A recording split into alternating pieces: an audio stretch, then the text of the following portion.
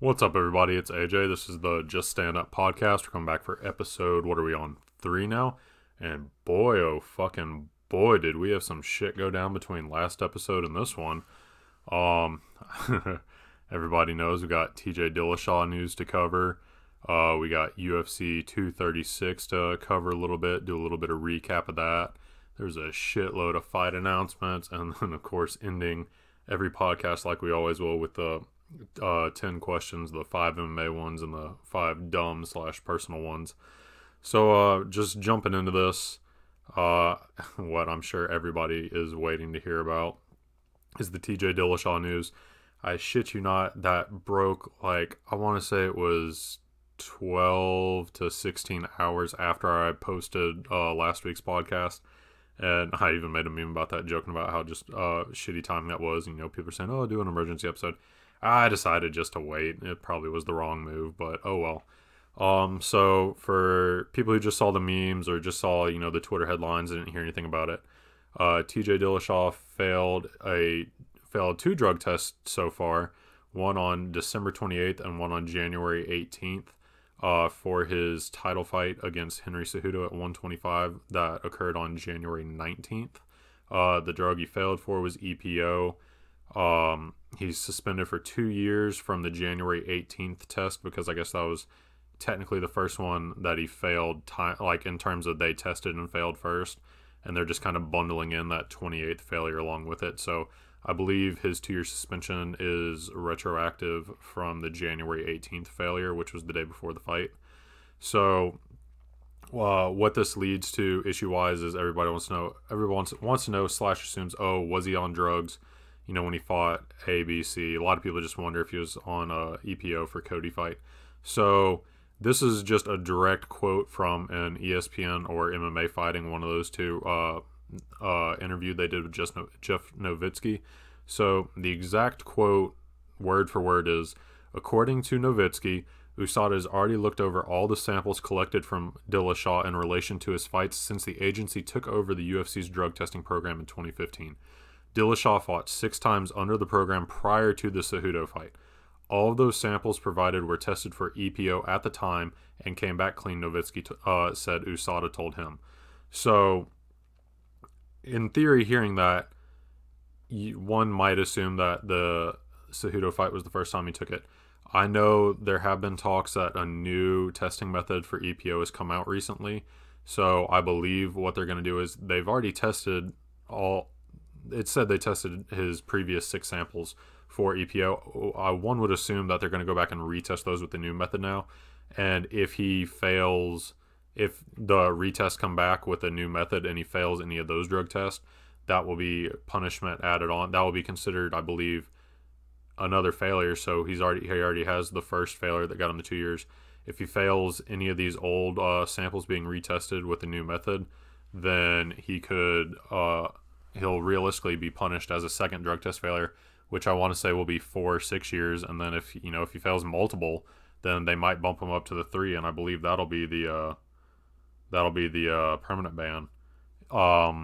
So the reason they don't test every sample for EPO, the way I read it, it seems like they didn't test every single sample from every single fight, but they tested a sample from each fight because they take multiple samples each fight camp.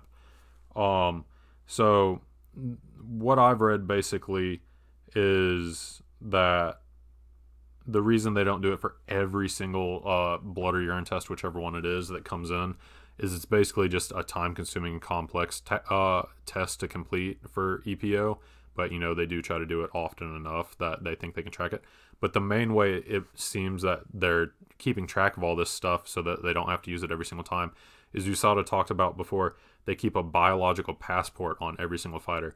So from my understanding of what that is, basically, they keep an ever-evolving notebook, just, for the term, of every level in the body of each fighter, whether it be testosterone, epitestosterone, EPO, since that is a naturally occurring substance, I believe, blood pressure, heart rate, all that shit. They keep this passport, that they call it.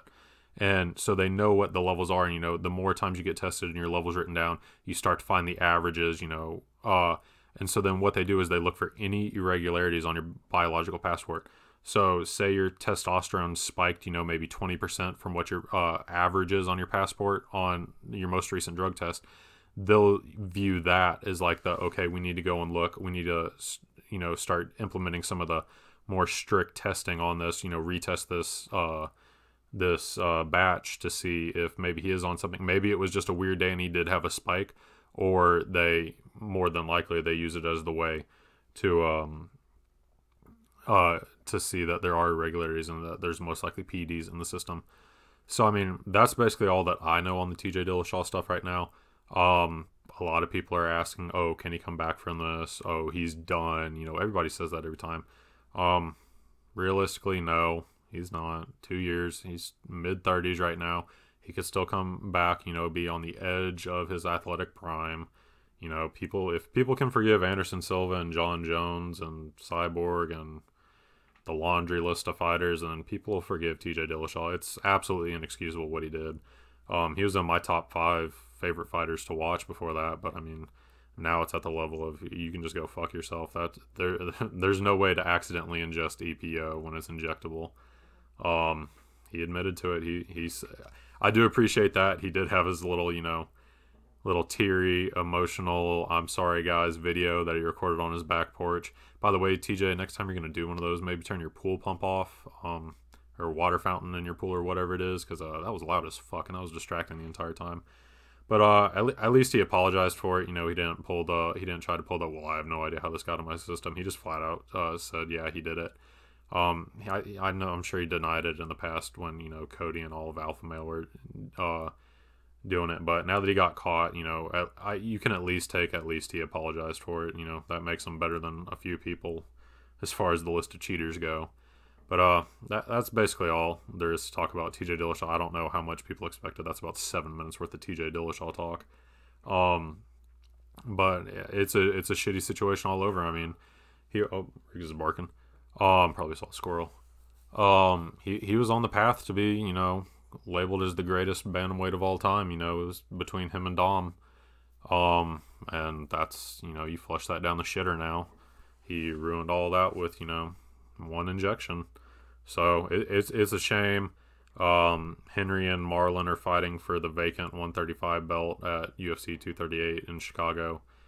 I'm not really a fan of giving Henry a title fight. I think if he's gonna be the so self-proclaimed savior of flyweights, he should, go back to flyweight, actually keep fighting at flyweight.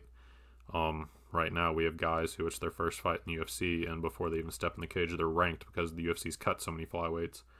So all that savior of flyweights is just bullshit if he's not going to go back down to flyweight and actually defend the belt in the division, because right now he's sitting at a whopping 1 title defenses.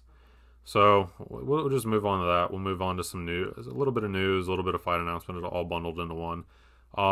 Between this time and last week when I recorded the podcast, Ross Pearson retired.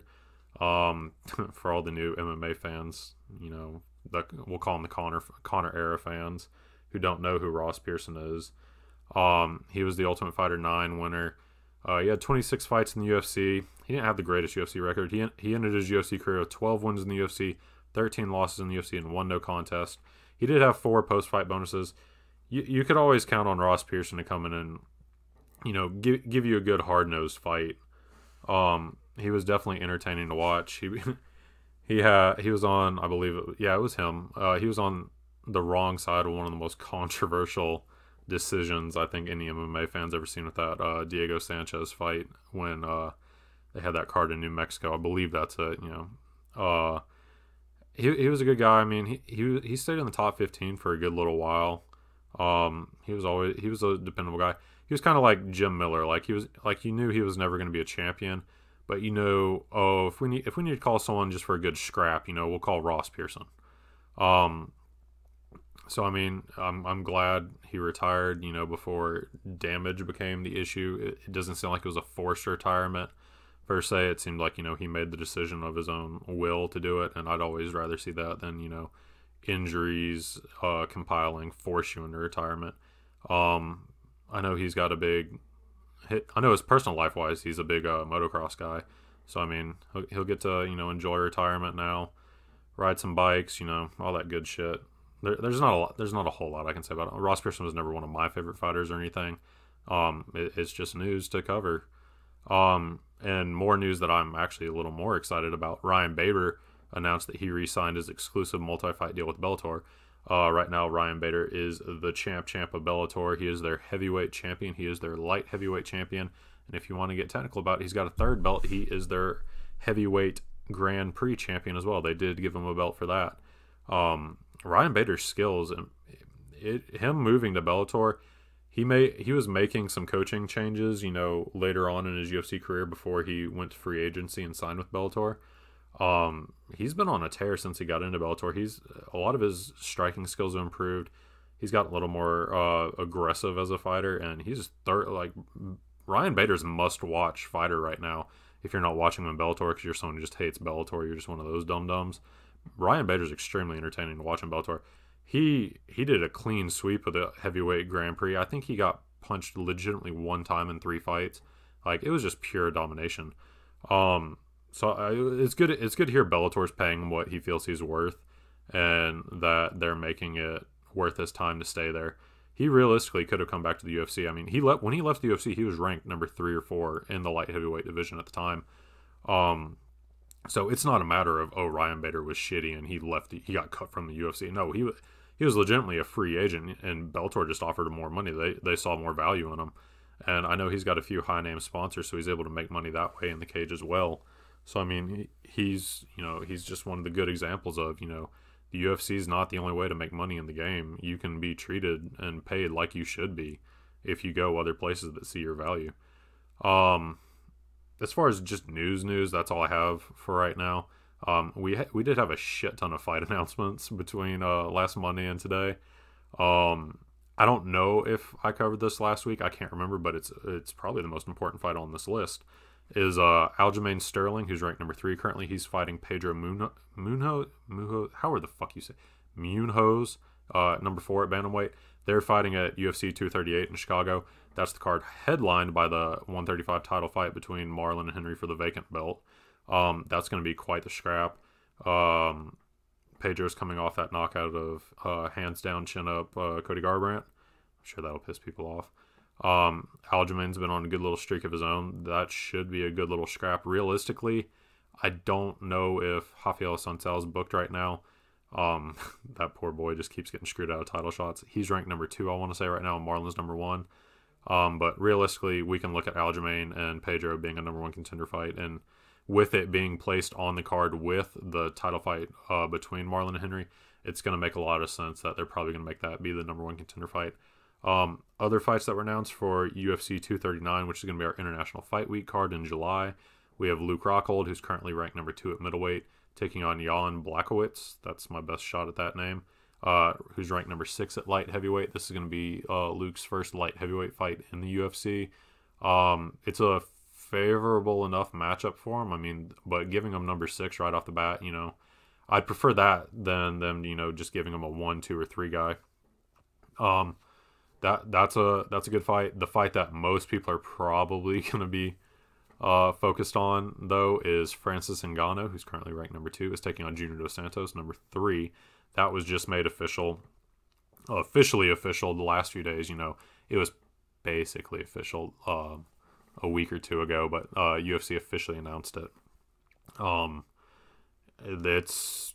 assume the winner of that gets either a title shot, or if they do still... There's a lot of talk of whether or not they'll do the silly DC and Brock fight to give DC his retirement present. But if they do end up doing that and then DC retires, it stands to reason that Stipe Miocic versus the winner of this Ngannou JDS will be for your vacant belt at the end of the year or the beginning of next year. That should be an interesting fight. I'm going to take JDS in that fight. Usually I don't give fight predictions or anything, because then if you mess them up, people just want to ride your nuts about it. But I like JDS in that fight. Other fights that were announced, let's see. On the same UFC 239 card, Diego Sanchez and Michael Chiesa are fighting at welterweight. Neither one of them are ranked at welterweight. Diego had the very surprising, to me, victory over Mickey Gall. Michael Chiesa, a different animal, though. That's an interesting matchup. It's one of those where everyone keeps saying, including me, like, Diego, please just retire. And then it's like, oh no, we're just going to give Diego even more difficult fights as we keep going on. Fight that I missed for UFC 238 that got announced that I probably should have said after the Aljo fight. Carolina, good grief, I said this in the first podcast, I had problems with it. Carolina Kowalkiewicz, however you say it, is taking on Alexa Grasso. Carolina's making a quick return after that loss to Michelle Watterson a few weeks ago. Carolina's number 9, Alexa Grasso's number 13. If Carolina wins that, it doesn't really do anything for it. Just puts her back in the win column. That could bump Alexa Grasso up to the top 10. She's currently number 13 now. I think it's more just Carolina taking the fight because I do believe Chicago does have a decent-sized Polish community there. So I think that's probably a little bit of the reason why she was willing to take that quick turnaround fight. Get a little bit of home away from home fans, basically. Other fights that were announced, there was a gang of fights announced for the UFC Minneapolis card, which is headlined by the Robbie and Tyron rematch. The fights announced were Joseph Benavidez is rematching Jussier Formiga at flyweight 125. So that's good to see that they're still at least booking, 1 or 2 fights at flyweight. Benavidez won the first fight by TKO in 2013.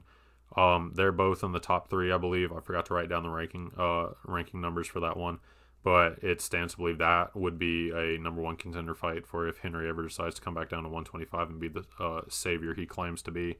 2 other fights announced for that: Drew Dober versus Marco Polo Reyes. Neither of those guys are busting down the doors with their fans to get in the arena, but they both put on some good fights. I probably should have done this later on in the fight, but this reminds me for the fight of the week. I hadn't remembered to write one down. Marco Polo Reyes versus what is it? I believe it was Don Young Kim at lightweight. It's Maestro Kim. I remember that's his nickname. But Marco Polo Reyes versus Kim at lightweight, hit that up on Fight Pass. That was one hell of a war. Like, that was a sleeper. I don't remember if that was last year or the year before, but I remember that was a sleeper for like fight of the year candidate that a lot of people weren't considering, but it was definitely up there. And then the last fight announced for that Minneapolis card is Maurice Green versus Junior Albini. I'm just going to be dead honest. I have zero interest in that fight. That fight doesn't really do much for me. It'll be some heavyweights. I mean, that's nice every now and then. But I don't think anyone's kicking down the door excited for Maurice Green versus Junior Albini either. But I'm trying to be nice and just present all fight announcements that I see come my way. So that's for that one. The last fight announcement to cover is everybody's favorite underdog Nick Newell is making his return to MMA for CES MMA, which will be broadcast on Fight Pass. I believe the date for that was May 31st. Nick Newell, for some people that don't know, he has the I don't know the PC word for it. He has the amputation, I would call it, or birth defect, where he does not have part of one of his arms. It stops at the elbow. He fought on Dana White's Contender Series. He lost his bout to get in the UFC for that one. He's fought in the New England area MMA scene, and he was also in the World Series of Fighting. And fun fact, he actually lasted longer with Justin Gaethje in the World Series of Fighting lightweight title fight than Edson Barboza, or who was the other one? Oh, James Vick. So Nick Newell gave Justin Gaethje a harder fight than Barboza or James Vick. So I'm a big fan of Nick Newell. He's a really inspiring story. He takes his platform, even with not being in the UFC, he still takes his platform and does a lot of good with it. He does a lot of work with children who have same type of birth defects or amputations once they've grown up. He's a tremendous person. He's also a little bit of a meme lord. If you ever want to see some good Pop-Tart memes, that seems to be his thing that he's going hard on right now. Check Nick Newell's stories on Instagram. He's one of the fighters who loves reposting memes in his stories. So if you're ever just cruising through stories, his is a good page to hit up. Scrolling through the thing. What else do we have? That's pretty much all I have for news and fight announcements. I've got a long list of stuff to cover today, but there wasn't a whole lot of news. So we're just going to move on to the second, the number 2 thing I'm sure people want to hear talk about. That's UFC 236. I like to do the future fight matchups when recovering card. I can't, cover all 12, 13 fights of every single card. But, I can touch on, 4, 5, 6 realistically. And something that I wanted to add this week, I didn't have time to do it the very first week of the podcast, and there weren't really any fights last week besides the bare knuckle boxing. But something I wanted to add on to make regular in my card when possible is how my followers did in the fights on the weekend, whether it be UFC, Bellator, PFL, all the big ones that, most fans care about. So I do have a decent following between, professional fighters. So that's something I'm going to throw in. So for UFC 236, MMA Nerds followers went officially 2-2 on the card. My boy Izzy won the interim middleweight belt and what was easily fight of the year so far. Very happy to see that. You'll see me every fucking time Izzy wins a fight. You'll see me posting him wearing my first version of the MMA Nerds t-shirt. I'm a huge Israel fan. I was watching Israel when he was kickboxing in New Zealand and Australia, and I was having to wake up at 2 a.m. for the start of the card and then staying up till 9 a.m. Israel actually told me I was the first person in America to ever recognize him. Sorry, I'm saying people. Well, I attended UFC 192 with my dad in Houston when he was living out there before we moved out. And Israel was at the fights, just walking around the mid-level, where you get the food and drinks and all that good shit. And I recognized him as he walked past me. And my dumbass was so excited I couldn't remember his name, but I didn't want him to get away, but I didn't want to grab him or anything. So I just stammered out, "Stylebender," and he turned around, and we had a good little chat for a little while. He told me I was the first person to ever recognize him in America. I mean, what was that?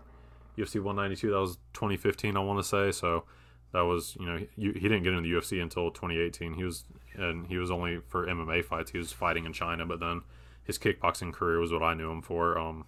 I started seeing him early in, I want to say 2011, 2012 from Kaposa on Twitter, who's just the god of MMA knowledge and all combat sport knowledge. So I started finding out about him 2011, 2012, and then, started watching the fights in 2013, 2014 when I started, getting really hardcore in MMA, willing to stay up till, 9 a.m. basically to watch fights. So, that's my favorite follower, how he did on the card out of all the guys in UFC 236. How the other 3 did. Max Griffin, he won his majority decision against, I can't even pronounce homeboy's name. I know it was a little bit of a grudge match. They were talking about how they previously sparred together at one point in time, and Max believed that dude went way too hard in sparring, so he was carrying a little bit of a grudge in that fight. It was a good little back and forth fight. I was entertained by it. Griffin won the majority decision. Now, unfortunately, the part I have to cover but don't want to is the 2 losses from fighters who follow me. Curtis Millender lost unanimous decision to Bilal Muhammad. He came out like a bat out of hell in the first round. I was thinking Curtis was finishing the fight in the first round. He was landing stiff, hard shots. Always entertaining to watch Curtis fight. But Bilal Muhammad, weathered the storm and then made rounds 2 and 3 his. And then my boy Alan Jouban, he lost a controversial split decision to Dwight Grant. Never want to see that happen. I thought Alan was going to get the nod. Not trying to be biased. I just assumed he was going to get the nod when it was coming out. Alan was extremely upset after it. The way the UFC pay structure works, the win-loss bonuses, your pay's doubled if you win the fight, and you go home with half your check if you don't win. So that kind of anger coming back from that long layoff he had, that I believe it was 13, 14 months from injuries that Alan had. I understand why he was upset. You just watched half your paycheck go down the drain on a split decision you believe you won. So followers went 2 and 2. That's fun. That'll be a new little segment we'll cover anytime the fights have guys who follow me. I'm always going to cheer for the guys who follow me. There's always going to be a little bit of bias there. I will fully admit it with zero issues whatsoever. So moving on from that, I can't recap the entire card, but what people do like hearing, fights to make after UFC 236. The obvious, I've got 4 or 5 here. The obvious ones, Dustin and Israel. I say personally, you have to give them, Khabib and Robert. You have to give them Khabib and Robert next. The entire point of the interim belt is to give us a title fight while the champions are out. Robert's back training. Someone even told me he's competing in some jiu-jitsu matches locally. Khabib, he's just sitting out of suspension. He's healthy. He's going to have Ramadan this summer. So he never fights during, late spring and summer because he has Ramadan for religious reasons. So they don't eat during the day, I believe, is part of the thing. They can't eat from sun up to sundown. So, hard training, that's just not going to be realistic. Oddly enough, Bilal Muhammad, who did fight on the card, he's the only person I've seen who actually, in the UFC, actually will take a fight during Ramadan. So he's a little bit of an extra savage for that. But you got to give Dustin and Izzy their title shots against the real champion, real title belt. Khabib tweeted that he wanted Dustin potentially in September, and Israel was on Ariel's show today, just an hour ago. He wants a little bit of a longer break. He doesn't want to come back, say, September time, which that's more than fair. Israel's been in the UFC for 14 months. He's had 6 fights. He's fought stiffer competition every single fight. He just had, what was probably fight of the year candidate with Kelvin Gastelum. Let's give Izzy a little bit of time to recover, relax, let him come back 100%, let Robert come back 100%. So if I had to guess, they should be making this middleweight fight in Australia or New Zealand. If they don't do that, if they just for some reason want to drop the ball on that one, I could see them putting that title fight on the end of the year big New Year's Eve card or New Year's Eve weekend. That's always in Vegas, throwing them in the T-Mobile Center. That would have me very tempted to travel to Vegas, save up some money. Other fights to make now that we're past the 2 obvious ones. Let's give Khalil Roundtree and Misha Serkinov. Misha's at number 15 right now. Eric Anders was recently made the move up to light heavyweight, so he of course wasn't ranked. Excuse me. But let's go ahead and give Khalil Misha Serkinov at 15. Let's get him that first ranked opponent in the top 15. He's beat a few good guys. He beat Gokhan Saki in what was a little bit of a surprise to some people. He just put on an ass whooping on Eric Anders. Bangkok ready Khalil, as some people say. He looks like he could be an issue for quite a few people. This was the next potential matchup is fun because it takes 2 guys on the card. I think we should just go ahead and have Dwight Grant and Bilal Muhammad fight each other. Dwight beat Allen, Bilal beat Curtis. I would consider Curtis, Bilal, and Allen all to be somewhere in that top 25, top 30 of the UFC welterweight division. Dwight Grant's pretty new to the UFC, but if I was just going to make it, let's just throw Grant and Bilal in there. That'd probably be a decent little scrap. Winner of that would get a top 15 opponent for sure. And then the last fight to make that I'm going to cover for UFC 236, Nikita Krylov, he upset Ovince St. Preux in the yeah, there we go. Sorry. In the rematch, and I think we should. Nikita's not going to have a long time to wait to find his opponent. I think we should give him the winner of Glover Teixeira. Glover's currently number 11. He's fighting Ion Cutelaba at, I believe it's the UFC Fort Lauderdale card, April 27th. So, realistically, Glover wins that. He's going to stay at 11. Ion beats Glover. He's going to move up to number 11. Nikita's not ranked right now. Let's just go ahead and throw Nikita in there with the winner of that. Rankings-wise, it makes sense. OSP was number 12. You bump him up the next step. When I was looking at the rankings, most of the guys, in the 8, 9, 10 spots were kind of booked already. And, Glover's booked, obviously, but he's booked within 2 weeks of this fight. So I think that would be a good matchup that could possibly work. Man, I've been flying through this stuff. This list looks so much longer when I had it all typed out, but I just flew through it so far. So I'm already down to the 10 questions. So what I'm going to do every week, obviously I'm going to start doing interviews hopefully soon, no promises on that. I'm self-teaching myself all this. I'm going to have a lot of my stuff be 10 question based, whether it be fighter interviews or then me answering fan questions and whatnot. So I'm going to end every podcast with the 10 questions, 5 of which are going to be, somewhat serious MMA questions. They're all going to be MMA questions for these 5. Some are serious, some aren't as much. And then I do 5 personal / silly questions. So I'm going to cover all 5 MMA first, and I'll cover all 5 personal after that. And sorry, losing my voice. Hydrate. So we'll go ahead and cover that.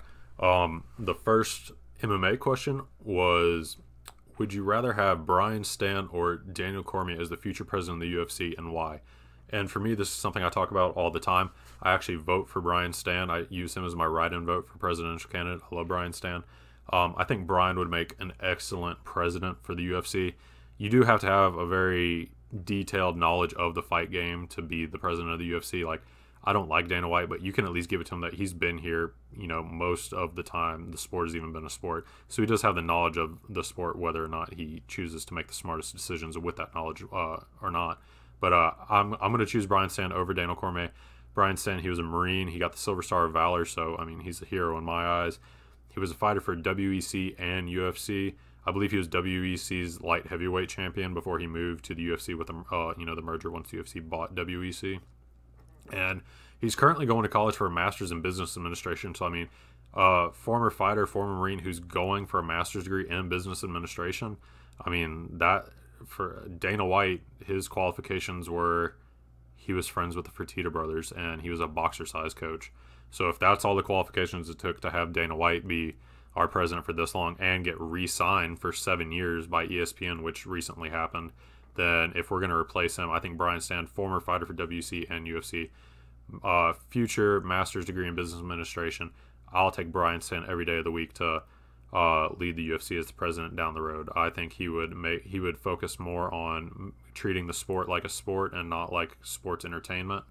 Maybe hopefully bring some bring some relevance to the rankings, actually use them, make a system that works a little bit better, and try and treat it like a sport and less like a sideshow that it has been for the past few years. Our second MMA question was, what would your ideal judging system be? That's exactly what he said. I like, personally, the breaking it down between strikes and everything. The new updated system is fine. Realistically, it's fine.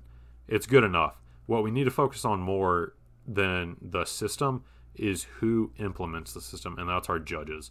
Right now, everybody still agrees most of the MMA judges are old boxing judges who are having to catch up on what MMA is. Most of them have no idea what a leg kick feels like. Most of them have no idea what a guillotine is. There's been instances where judges have been caught asking other judges what certain moves are that were basic, like a Darce choke or something. So what we need to focus on for the judging system is training better judges, getting in, younger blood that understands the sports, grown up with the sport, even trains in the sport. Herb Dean was on Joe Rogan's podcast this past week, and I believe he said something interesting if I heard him right. And Herb does his referee training courses, and I believe he said he will not pass someone for his referee course if they cannot physically demonstrate the moves that are taught in the course to understand things. So I think that's pretty important. Like, someone asked us on my Q&A a few weeks or months ago, and I said every judge should have to eat one leg kick, and every judge should at least be put in the majority of submissions. Not 100%, just to feel what they're like so that they actually understand them. I understand that there would be some concern if you're taking former fighters as your judges, that there could be a bias if they were judging close fights for people who train at the gyms they've trained at. There's always going to be some kind of bias like that, I assume. But I think more training for the judges is more important than overhauling the entire system as a whole. I would like more judges added. I think 3 is a few too little. You have to have an odd number of judges so that you don't just have ties coming in left and right. So 7 would be probably a good amount for me. I could live with 7. I mean, if you have 4 people tell you someone won a fist fight, then I think we could probably settle and agree that they did win the decision. That's the most important thing, is just rehauling the judges themselves. The scoring systems, it's getting better as time goes on, but it seems like we're not making a lot of improvements on the actual judges themselves. So moving on to question number 3, what do you think happens to sponsorships when the Reebok deal is up? I assume you mean, like, will there be another Reebok deal? Will another sports company come in and take that up? I think we're going to go back to the old way, but I think they're going to get a little more strict on it. All the backlash Reebok has had from the Reebok deal, there's no way that Reebok can feel good about this partnership. They've gotten thousands upon thousands of just angry tweets, letters, people destroying their Reebok apparel that they previously bought. I think Reebok was probably sold by Dana White and the UFC that, oh, this is gonna be great.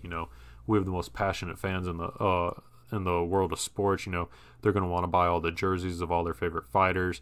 And then the jerseys came out looking like Power Ranger kits, and then Reebok couldn't spell fighters' names right, or they didn't know where the fighter was from, or they made new versions of the fight kits that still look just goofy as fuck.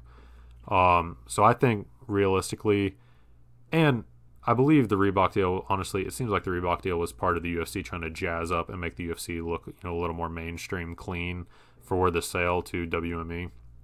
Just kind of like USADA coming in around the same time as well. I believe that was just, Dana and the Fertittas trying to pretty up the UFC and give it, a little bit of more mainstream appeal to investors. So I think once the Reebok deal is over, there's not much. I think it's only 2 or 3 years left on it. I'm not positive. I don't have that just knowledge in my head right now. But I think when that ends, we'll probably go back to the, you can wear whatever brand shorts you want. I think they may try to get it a little more strict, no condom depots, probably no firearm companies, nothing super controversial like that. They might try to compromise and make it like, okay, you can have 4 logos on your shorts or something. The argument of Dana White saying fighters look like NASCAR drivers is the funniest hypocritical thing he's ever said, because UFC, look at the octagon. We have, 5 to 8 sponsors on the actual mat itself, and then we have additional sponsors on the cage posts and the upper rim of the cage. They're fitting in sponsors every single place they can look. That looks worse than anything that the fighters have. I'd take Condom Depot over the octagon looking like it was a NASCAR stock car. So that's the direction I think that'll probably take. Number 4, this is going to be short and sweet. What's the most important martial art? I think if you just mean what should you start out with, I think wrestling is probably the most important. Look at how many wrestlers have become UFC champions. Even right now, who do we have? Cejudo is an Olympic gold champion wrestler, if you didn't know. I know he'll take every second possible to tell you that in case you've forgotten. Dillashaw, before the issues, he started his career as a wrestler. Max wasn't a wrestler. Khabib's obviously a wrestler. Usman and Woodley for the last 2 champions wrestlers, and the former interim champion Colby wrestler. Robert Whittaker, I don't think he started in wrestling, but I do know he takes his wrestling serious enough that he was invited for the Commonwealth Games for the wrestling team in Australia at one point within the last few years. And then John in DC, John was a JUCO wrestler, I believe. And then we know DC, he was a collegiate wrestler turned Olympic wrestler. Wrestling can change the tide of a fight. I mean, this is going to sound so stupid, but you know what I mean. Anyone can throw a lucky haymaker. Anyone can close their eyes and throw a haymaker and have a possible chance of landing that and, changing the tone of a fight. But you're not going to see a lot of people who can just go for a lucky blast double or high single.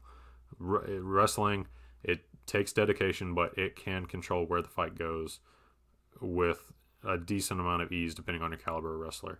Just looking at how many champions in the UFC in the entire history, even currently, we just talked about how many there are, but even if you just go back and look at the entire history of the UFC, I believe wrestling has been the base martial art for most of the UFC champs. I'd say over 50% at least, which should be qualified as most.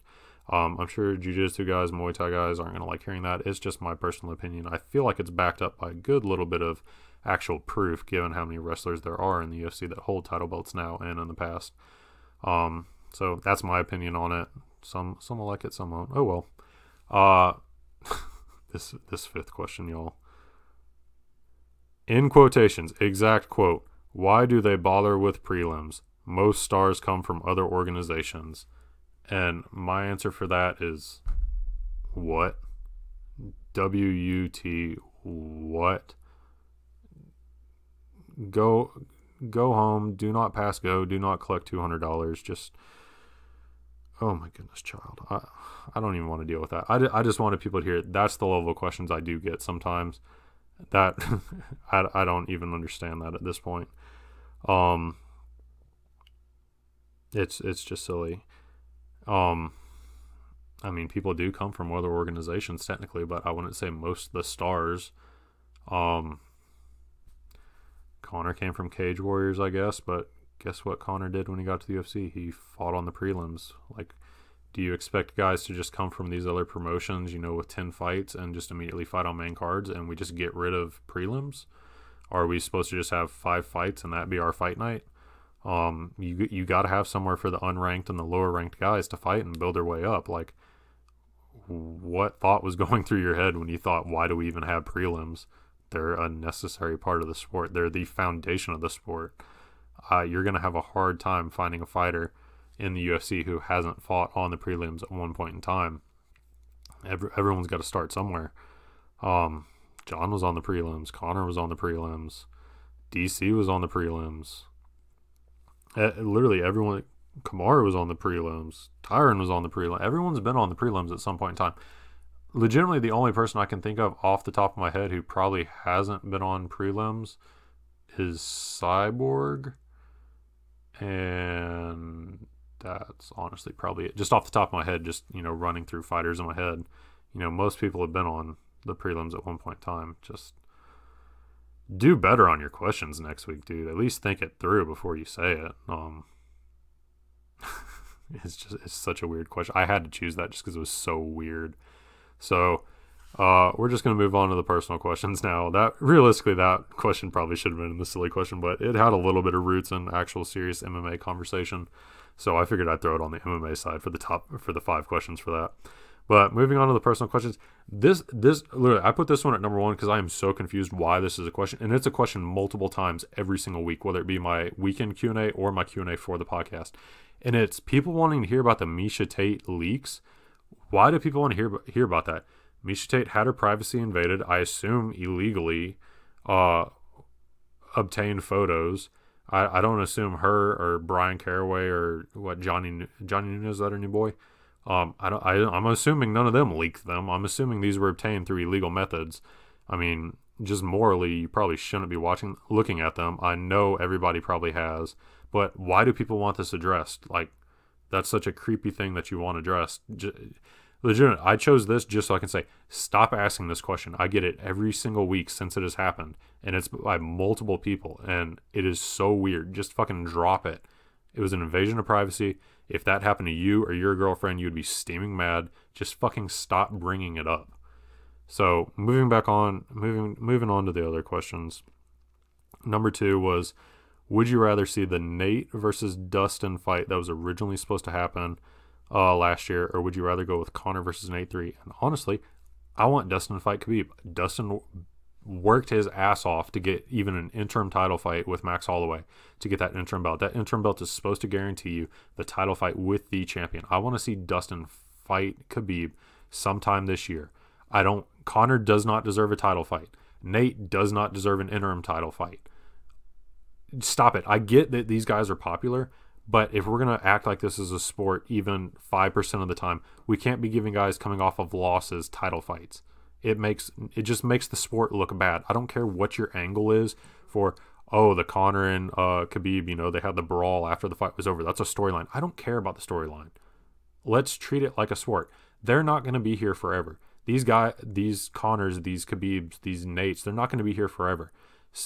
We need to treat the sport like a sport. If the sport is treated like a circus, then eventually you're going to lose fan base. Because these guys who are here for the Conor fans, they're most likely only going to be here for the Conor. They're not going to stick around with the sport after Conor retires. Same thing with some of these Diaz fans. Same thing with some of these Khabib fans. If you're going to keep the sport around a long time, we need to build the sport up as a serious sport that is rooted in practices of following rankings and giving the fighters who earn title shots their title shots, and not whoever can talk their way into a title shot or whoever's got the biggest fan base a title shot. So would you rather see Nate versus Dustin or go with Conor? I don't care about any of them. Conor claims he's retired now. Nate only wants to fight Conor or get paid a ridiculous amount of money. The UFC's probably not going to do it. I wish Nate would come back. Nate's extremely entertaining to watch. But if he's going to be so dead set on this, he hasn't fought since, 2016? And Conor lost his last fight. He doesn't belong in title fight. I don't care about Conor and Nate coming back, fighting each other. And I sure as shit don't want them anywhere near a title belt right now. You just undermine everything fighters like Dustin Poirier do if you say, oh, that's cool, you won the interim belt, but we're gonna give a title shot to Nate, or we're gonna give a title shot to Connor, because they'll sell more pay-per-views. So honestly, I know that's gonna piss so many people off. That you'll definitely get over it. But I don't care about either of those fights. Dustin needs to fight Khabib. If Connor and Nate want to go off and fight each other, that's fucking fine. It makes sense as far as at this point, I'm not even sure why they're ranked, because they aren't showing any signs of coming back anytime soon. Connor's just tweeting all day, and then Nate's subtweeting Connor and shit.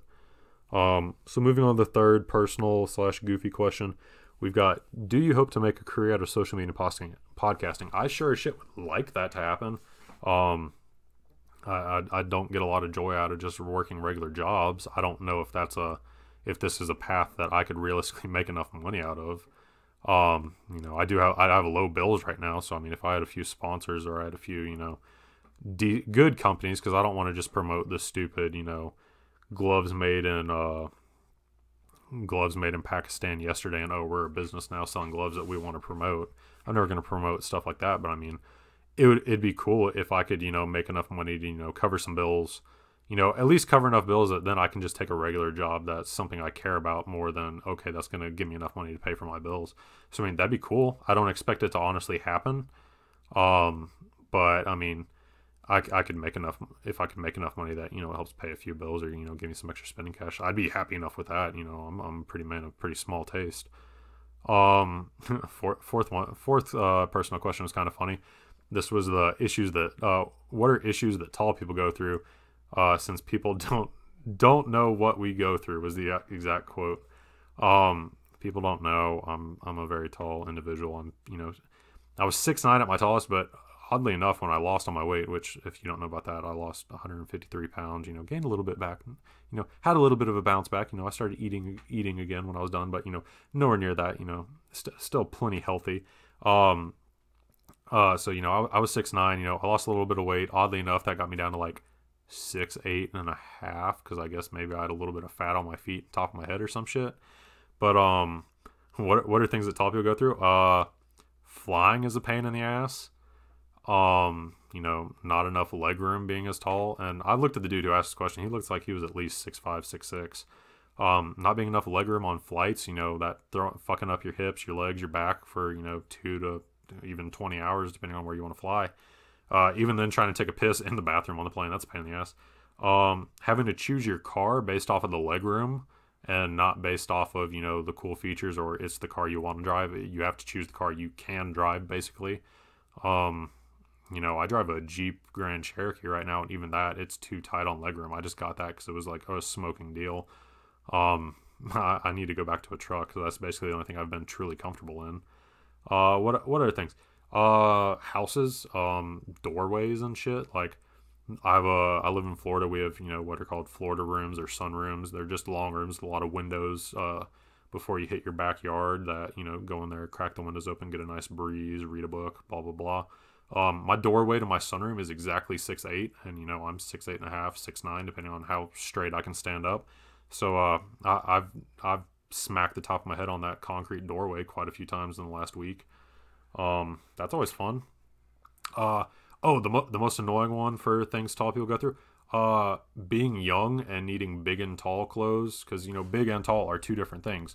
They have big, like, the clothes are considered big, so like it'll be a 2XL big shirt, and so they'll have like an extra 2 or 3 inches in circumference of material. So, the shirt will be a little bit baggier for if you have a, giant ass belly or something. But then there's also the tall clothes. So that'll be like I wear a 1XL tall shirt. So that's a regular size 1XL shirt. And then they just add on like 2 inches of length at the bottom, because, long torsos, all that good shit. And for some reason, every place that makes big and tall clothes, it seems like they think only like 40-year-old white dads wear big and tall clothes. Because if you walk into a Macy's or a JCPenney's and go to the big and tall section, it's like a bunch of old white dad golf shirts or Hawaiian shirts, or like dorky, shitty graphic print t-shirts. Like, it's hard to find something like a bomber jacket in a big and tall, like something that someone our age, like the teenage to mid 20 demographic would want to wear. Like, it's hard to find that. Basically, the only person who's doing anything for like good big and tall clothes that are, you know, kind of like more modern is our boy fucking Michael Strahan from the NFL. Who do you play for? The New York Giants. He's got a clothing line that, you know, is a little bit more updated. That's nice. But it is hard as shit to find some of those clothes that are big and tall and actually don't look like you're just an old white dad. That's probably the weirdest one, but annoys me the most, as well as shoes. Can't find shoes in most stores. I wear a 16. A lot, you know, usually just statistically, the taller you are, the bigger your foot is. The only place I can ever find shoes is Ross, oddly enough, and it's like size 16, 17, 18, and they're always just basketball shoes that are overstock and football cleats, and that's about it. I think I found one pair of size 16 Under Armour running shoes in a Ross store, but that's the only place I can go that I even have a chance of finding shoes. Besides that, you're ordering everything online. I will a little bit humble brag. I did find the fucking deal of a lifetime a few weeks ago. The Ultra Boost from Adidas. Those are, I've read all the reviews and they told you to order half size up. They don't make a 16.5. So I was just checking 17s and the only size on Amazon in the color scheme I wanted, which was very convenient. The 17s were legitimately the first pair I bought. They were marked down to $93 from like the 130, 140, because the 130, 140 was already discount. Normally they retail like 180, but they were marked down to 90. And then I kept watching it, and after 3 weeks, it got down to $65 just for 17s, just in this one color. Every other single pair and every single size and every single color was all past 100. Just this one color and size 17s, which is the right size to order since they say order half size up, and they don't do a half size. And they were like 63, so I bought 3 pairs of those. So that is literally the only time being tall and then having like big and tall clothes has worked out as a deal was that. That's been the only time in my life, and it's still my fucking steal of a lifetime. So those are some of the weird. This was one I could have fun answering. That's why it probably got the longest time out of anything, because this is just something I always bitch about to myself and to my friends. So that's some of the stuff people go through. I'm sure the dude who asked the questions probably dealt with a few of those. It's fun. It's fun. I've gotten a few of my concussions from door frames. So we'll just move on to the fifth and final question. We're already at 52 minutes, so this is officially the longest podcast I've ever done. The fifth one, I love this because this is something I do every week and it confuses a lot of people. And it's, what is your favorite Joey Diaz name mispronunciation? So for people who don't understand this, when you see me call Francis Ngannou Magumbo, or you see me call Khabib Kalabib, or Stipe Miocic Stiopic, it's because Joey Diaz goes on Joe Rogan's podcast and he gets so excited and he's so high and he's just so crazy in general. He just mispronounces the names, and it becomes like, you know, the hardcore MMA fan and the hardcore JRE fan. It becomes like our little, you know, inside joke that apparently not everybody's catching. Like Stipe loves his Stiopic one.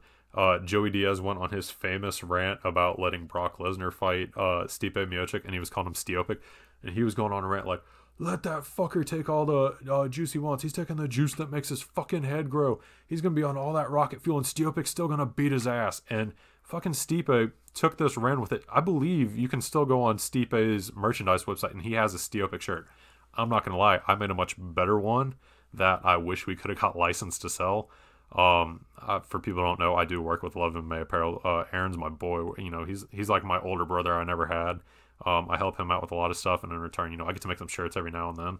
And I so badly, the Joey Diaz freak out, if you've seen the picture, you know what it is, where he's got both his hands in the air and it looks like he's spitting when he's screaming about Brock Lesnar and Stipe.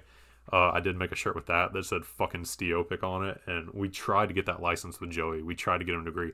We were so close, and then just at the end, he didn't want to do it because I think the reasoning was he was starting his own, like Joey was starting his own, you know, store and stuff, and he didn't want to make it focus on MMA stuff, so that was why I said no.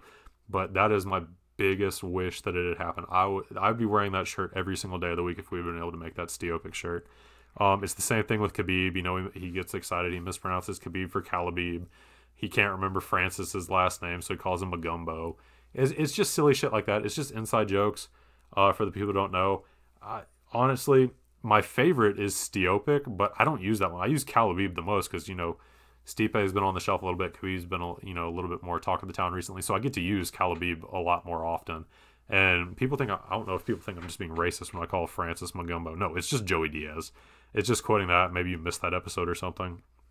But I mean, all three are fan-fucking-tastic, or tremendous, as Joey would say.